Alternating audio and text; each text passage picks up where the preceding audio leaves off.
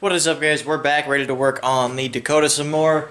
For this video, we're basically just going to start by getting the 3.9 ready with all the new parts I bought for it. I've gone and already taken a vacuum and cleaned out some of this crud in here, just so that it doesn't fall into my valve covers. Now, I've already vacuumed out the inside of the engine bay as well, so that's as taken care of as it can be. I would love to power wash this thing and get as much of this crud out as I can, but it's just not going to happen, unfortunately, so it's just going to stay the way it is for now. I do have a dump pipe up there, you can see it, for the wastegate. I just couldn't put it on because the dipstick for the transmission was in the way of where it needed to be routed, so I will no longer be blowing soot all over my firewall, which is good. I won't have that smell coming into the cabin anymore either, because there's like this grommet here that it like to sort of seep its way into. We'll just see how it goes. I'm going to kind of play it by ear. First things first is just getting the engine ready so that that is just done and out of the way, and then we will just kind of move on from there and see how much I can actually get done today. Okay, I've gotten pretty much everything removed from the engine that I needed to remove,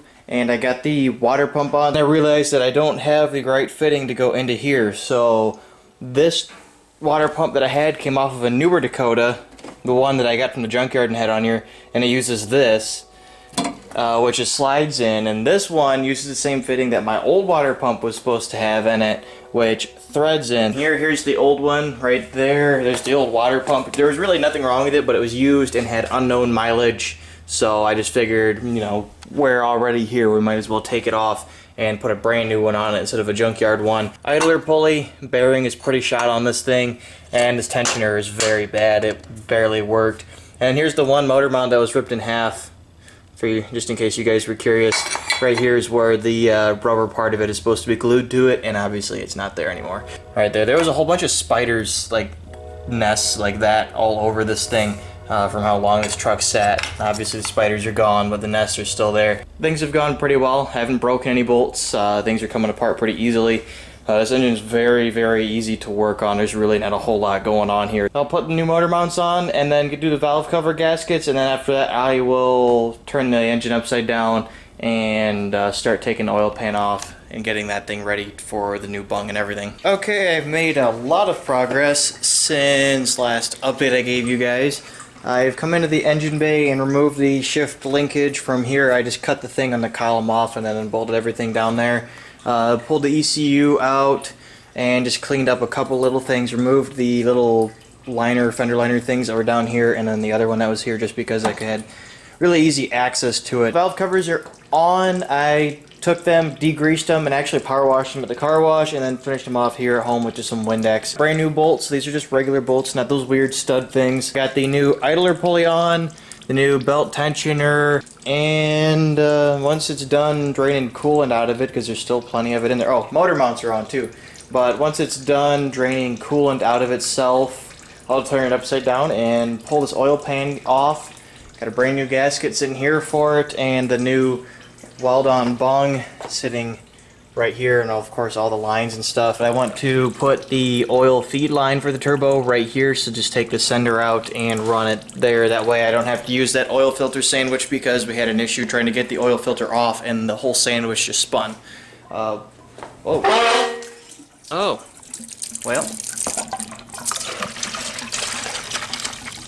that's a little bit annoying.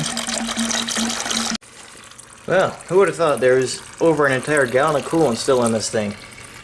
There's a nice stream running over there. At least these are all junk parts, so they can be soaked if they want. That doesn't matter to me. But I guess I get a little bit of cleanup to do. Anyway, that was interesting. I don't know how much of that I caught, but I had the thing sitting there without the pin in it, because it was sitting there on its own for a little while, and then it just decided to flip upside down. So, alright, I got the new oil drain done, so there's a new fitting welded on. Painted it real quick, so of course it won't rust. Came out good, I think. I think it looks a lot better than what I had going on, so we'll just have to check it for leaks, and as long as there's no more leaks, we'll be all set. And the welds didn't come out too bad. I just got a lot of slag on it, of course, because it's, you know, Harbor Freight flux core, but it welded pretty good even with the flux core. So alright, I got the entire engine pretty much finished.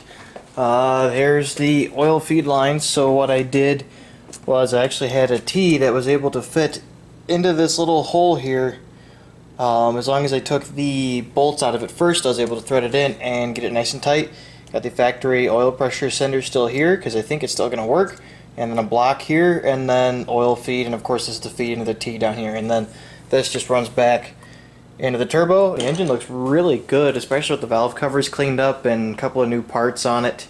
I think it looks pretty good there, and turbo looks nice on it. If I find a fitting for that, I'll put it on and let you guys know, but other than that, the engine is dialed, and it's just time to get the rest of the truck ready. I will start putting the new pedal box in and get that taken care of, which is going to be a long process because I have to basically pull the whole dash back out of the truck, like at least unbolt it and push it back a little bit to get it out. I'm gonna go clean up and then take a break for a little bit, and I'll come back and start working on the wiring and just see how much I can get done today before I end up going to bed. I've been working on this thing for a couple of hours, but I've only managed to get basically 2 things done.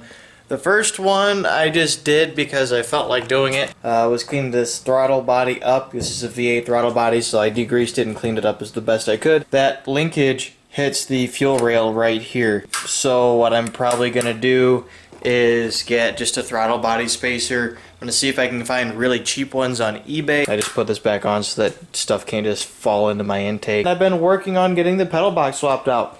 This, I'm pretty sure by the end of this swap, I would say that this is probably going to be the most annoying and probably one of the most difficult parts of this whole thing is getting the pedal box swapped out, because you have to tear the entire dashboard out pretty much. There's gauge cluster, some of the panels from like this corner down here are pulled out, steering column is dropped and just kind of hanging there.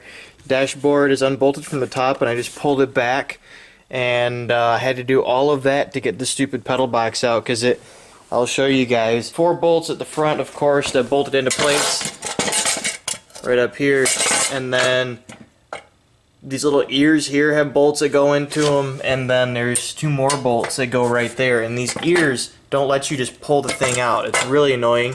I had this issue at the junkyard too, but at the junkyard we just kind of yanked the thing out and destroyed the dashboard and the junkyard truck to get it out. I'm halfway there now. I got the box out and I'm ready to put the new one, which is sitting up there, in.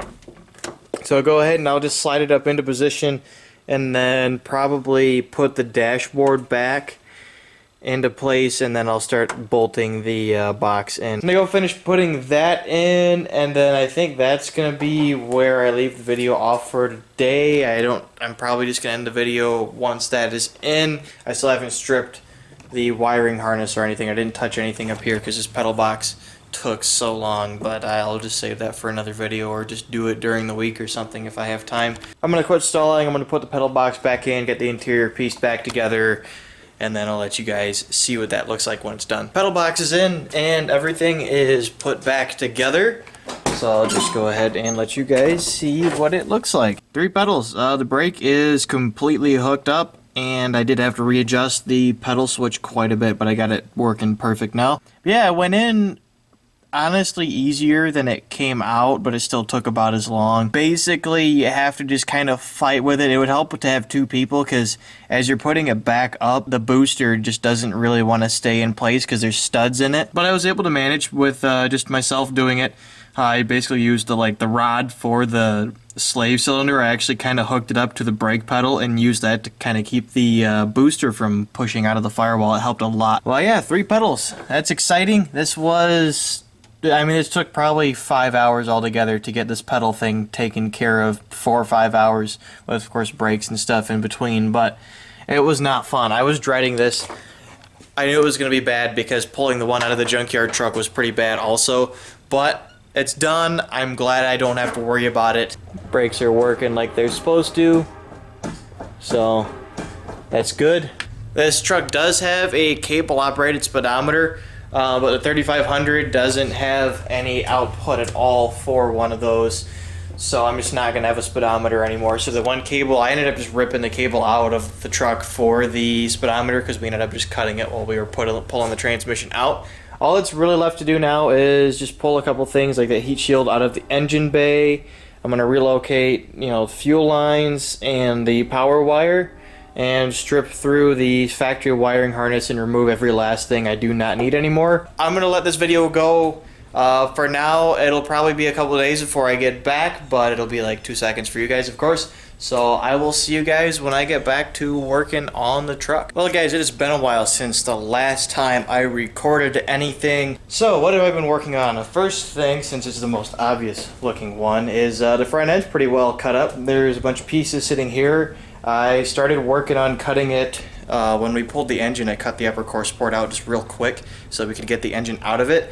And now what I'm working on doing is making clearance for the intercooler to fit up here in the grill in front of the radiator, and then I'll be mounting the Grand Am radiator, but not that Grand Am, but this one right here, and behind the intercooler. The intercooler is basically going to sit about right here, just above this opening, so it's directly behind the grill. And then the 90-degree couplers that I have will be just wide enough. Those couplers over there will be just wide enough for the intercooler piping to fit around the radiator, which is perfect. This thing is the perfect size. And then this radiator is just narrow enough to fit between the frame rails right here. And then the wiring harness, I have gone through, you'll notice I tucked this side and I've peeled all of the tape off of it, and I've been working on this side a lot. The factory fuse box is no longer in here. I was able to completely delete it and put this little guy right back there in, and use that for all of the stuff that has just straight battery power, fused battery power running to it. And I went through the factory harness plug, which is right there. It's this thing right here. You can actually go through that and unpin stuff and remove all of the excess wires I didn't need. So there's no stray wires in the engine bay just tied up or hidden anywhere. Everything that is not needed has been unpinned and removed from it. And really the only things left coming out of that harness is light controls, windshield wipers, the horn, the fog light switch, which is the cruise control switch, and the gauges. So all of the signal wires for the factory gauges are up in this. So I'm going to try to use those wires and still have some of the factory gauges work. I think I can get the oil pressure light sender thing to work. Voltage will work anyway because it just runs off power. And then coolant temp, I know I can get to work. The only one that is kind of questionable is the tachometer. I do still have that wire on there, and I want to just hook it up to the tachometer output wire on the Megasquirt and see if it works.